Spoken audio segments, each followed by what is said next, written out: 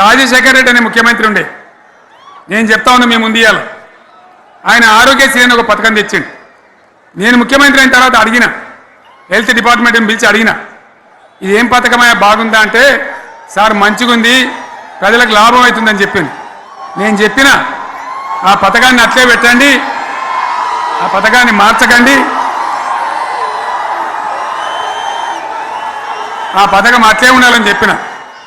అక్కడ చెప్పడం కాదు, నేను అసెంబ్లీలో చెప్పిన, ఇది మా స్కీమ్ కాదు, కాంగ్రెస్ గవర్నమెంట్ ప్రారంభించింది, దాని పేరు కూడా మేము మారుస్తలేం, కానీ కొనసాగించాలని చెప్పినాం, కొనసాగించినాం. అది మీ అందరికి తెలుసు. ఇలా వీళ్ళు కేసీఆర్ ఆనవాళ్ళు లేకుండా చేస్తాం, కేసీఆర్ ముచ్చట లేకుండా చేస్తారా? ఇవాళ మనం కూడా సభ పెట్టుకుంటే ఎన్ని అడ్డంకులు దానికి. ప్రైవేట్ స్కూళ్ళు బస్సులు ఇస్తే వాళ్ళకు నోటీసులు ఇవ్వడం, అడగడుగున ఆర్టీఏ అధికారులను పెట్టి పోలీసులను పెట్టి ట్రాఫిక్లు జామ్ చేయడం. ఇప్పుడు కూడా సభకు రావాల్సిన వాళ్ళు 1,50,000 మంది బయటనే ఆగిపోయింది.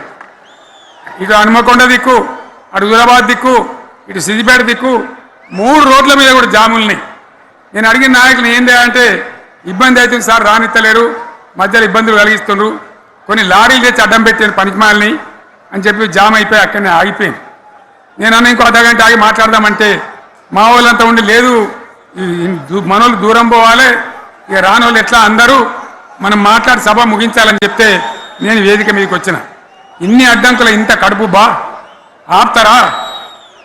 బీఆర్ఎస్ సభలను ఆపుతారా? ఈ ప్రపంచనాన్ని ఎవడాపుతాడు? ఆగబడితే ఆగుతుందా?